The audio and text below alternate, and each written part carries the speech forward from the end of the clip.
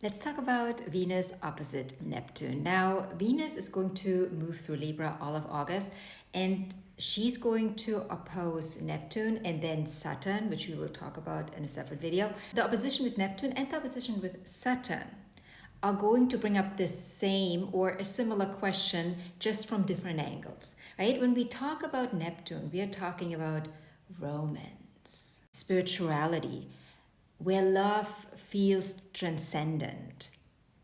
But the shadow side of it is projection. That's when we fall in love with potential, with fantasy, with the hope of what someone may become one day. That is what Neptune opposite Venus will bring up, right? The projection of love. Because Neptune is retrograde at the moment, I think a lot of this will be an internal recognition that still may be triggered through maybe a conversation, maybe an interaction with someone. You're going to realize, wait a minute. I've been idealizing this person. I've been over-romanticizing this situation. I've been ignoring major incompatibilities. Or also, I've been confusing emotional intensity with true intimacy. And the point of all of this is not to become more suspicious of love, but to become more discerning. An opposition is Saturn energy. And Saturn wants you to be discerning. What is right for you in this moment in your life and going forward?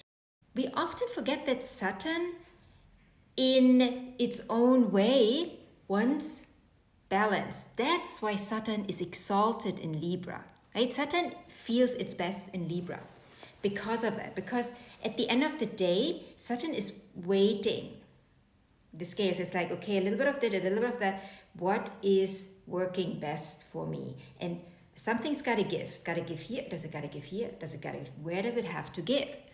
And again, when we talk about the opposition between Neptune and Libra, that balancing will have to be done in the realms of projection, right? Where am I projecting something onto someone because I need it? Instead of saying, wait a minute, why do I need it? And why can I not give it to myself? Where am I not giving it to myself? And what does that remind me of? What does it take me back to? Venus in Libra wants harmony and Neptune wants transcendence. I think particularly with this transit, we are asked to understand the difference between what feels beautiful and what is actually good for me. Now let's talk about the opposition between Saturn and Venus. Now Venus is moving into Libra on the 7th of August and she will meet Saturn around the 21st of August. I know this is, it's a while to get there, but we need to remember when we have any approaching aspects, the energy is building slowly while we move towards that aspect. Now, as soon as Venus moves into Libra, the energy starts building. While we are building towards it, the question that will become stronger and stronger and stronger in our lives, in our relationships, is going to be, is this sustainable? Relationships undergo a reality check when we talk about Venus opposite Saturn. Remember, an opposition is natural Saturn energies. It's a maturing energy. It's like Saturn is saying, okay, we got to grow up here. And even if you're not in a relationship, this can relate to a relationship with a friend, right? A close relationship. Any close relationship, even a business relationship, right? You are asked to mature within this relationship. So we are asking, does this relationship has enough structure to sustain itself? Is it reciprocal? Now, sometimes this can coincide with distancing, also with disappointments, even confrontation, but it's not confrontation in a Martian kind of sense, but more confrontation with like something is taken away, like something is limited, and you're confronted with that limitation. And it's more like a hardness and coldness within that, Whereas with Mars, it's like hot and heavy. With Saturn, it's cold. But we need to understand that the deeper layer behind this, or the deeper understanding behind this, is not necessarily separation, right? It's not about, okay, this is now happening, so we have to separate. For some, that might be the case. But the deeper purpose behind it is clarification, not separation. Sometimes separation clarifies things, right? But at other times, you gotta be, because particularly this is Saturn retrograde we're dealing with. We're dealing with Saturn in retrograde, right? Venus meets Saturn in retrograde. So the focus is inside, and we are taking stock. So sometimes the clarification has to be internal, and the separation is also internal, where we understand something's gotta be let go of, right? Maybe an emotion that you've been holding on to that was brought up in that relationship, but it takes you back to your childhood maybe, or to a relationship, a previous relationship, right? It doesn't necessarily has to do with that person, but that person just brought it up again, right? Because they are holding up the mirror.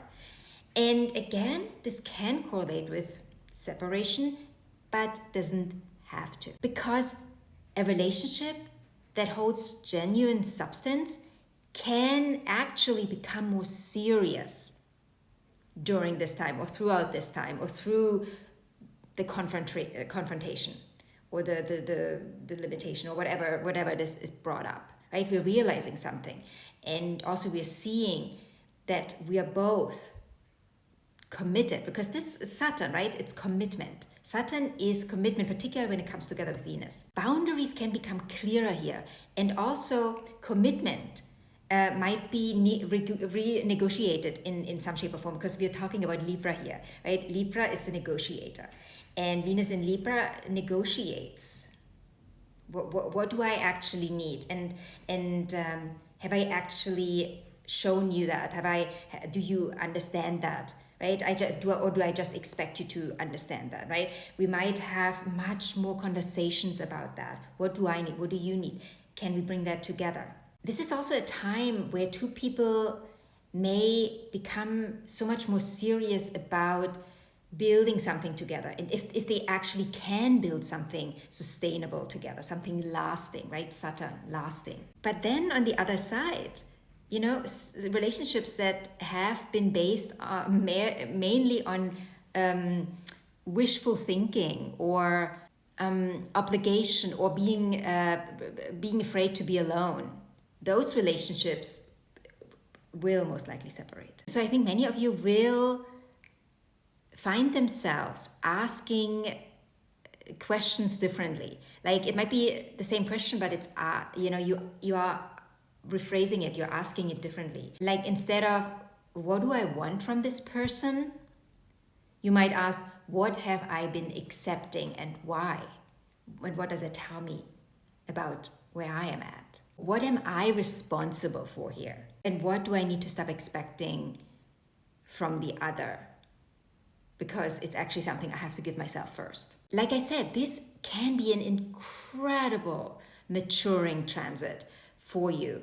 And it to me, this is one of those transits where we can up-level immensely. This is a transit that makes you understand that love isn't just fluffy stuff, right? And having a good time together, but it is consistency, it is commitment, it is boundaries, it is respect, it is responsibility, and it is the willingness to participate in quote-unquote reality together, right? What are we actually building?